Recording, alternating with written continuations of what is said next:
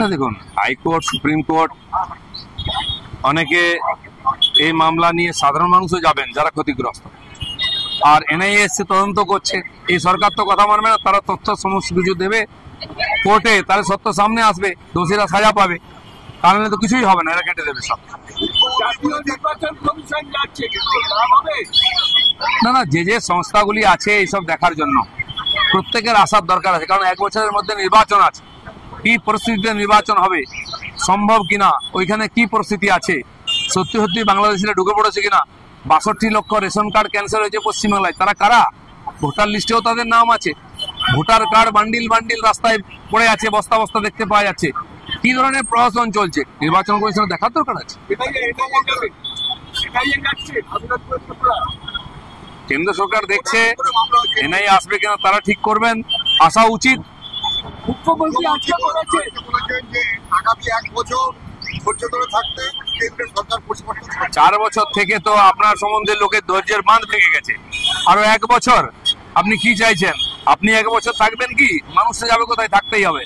আর কেন্দ্র অনেক দূর, আপনাকে কেন্দ্র দেখতে হবে না, আপনার পার্টি আর সরকার সামলান। সে তো উনি 370 ধারা সম্বন্ধে বলেছিলেন, কোর্টেও গিয়েছিলেন, 2 কালে থাপ্পড় খেয়েছেন। তিনি বলেছিলেন ডিমনিটাইজেশন রোল ব্যাক করাবেন, হয়ে গেছে। তিনি বলেছেন 3 তালাক ফিরিয়ে আনবেন, হয়ে গেছে। বাবরি মসজিদ ফিরিয়ে আনবেন, হয়ে গেছেন। উনি ফিরে আসবেন কি, এই প্রশ্ন এখন।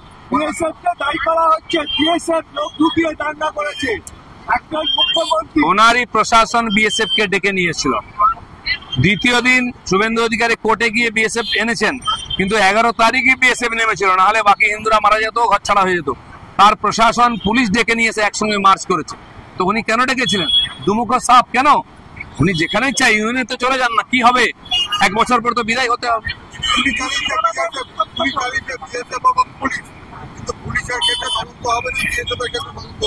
যদি পুলিশ বিএসএফ কে একটু সাহায্য করতো, এই ভেতরে ভেতরে পকেটে যেখানে ঘর বাড়ি পোড়ানো হলো, জানানো হলো, মারা হলো, যদি বিএসএফ কে নিয়ে যেত, সেই ক্ষতিগুলো হতো না।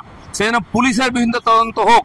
মমতা ব্যানার্জির আদেশে পুলিশ এরকম করেছে নাকি লোকাল অফিসাররা সাবোটেজ করেছে?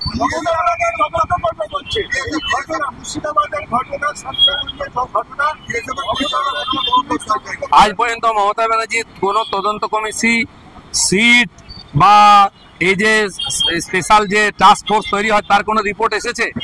তারপরে কোনোদিন কোনো অ্যাক্টিভিটি কারবাই হয়েছে? মমতা ব্যানার্জি ডপের চপ শোনাচ্ছেন সবাই।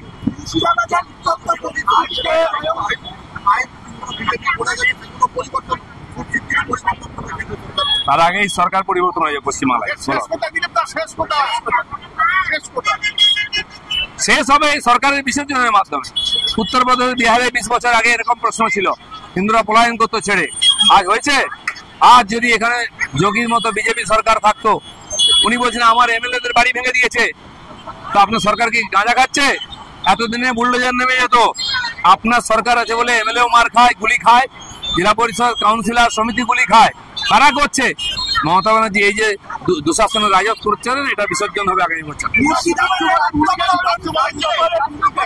রাজ্যপালের কাজ হচ্ছে দেখে রিপোর্ট দেওয়া, সেটা উনি করবেন। রাজ্যপাল কোনো কাজ, উনি নিষ্ক্রিয়ই থাকেন। রাজ্যপালের কাজে নিষ্ক্রিয় থাকা, সংবিধান দেখা, আর এখানকার রিপোর্ট পাঠানো, সেটা উনি করছেন। পারবে না নয়, আনবে না। সারা পশ্চিমবাংলায় আগুন জ্বলছে, পুলিশ দাঁড়িয়ে দাঁড়িয়ে দেখছে, তাই বিএসএফ কে আসতে হচ্ছে, কারণ মমতা ব্যানার্জি চান না এখানে শান্তি হোক। ধন্যবাদ।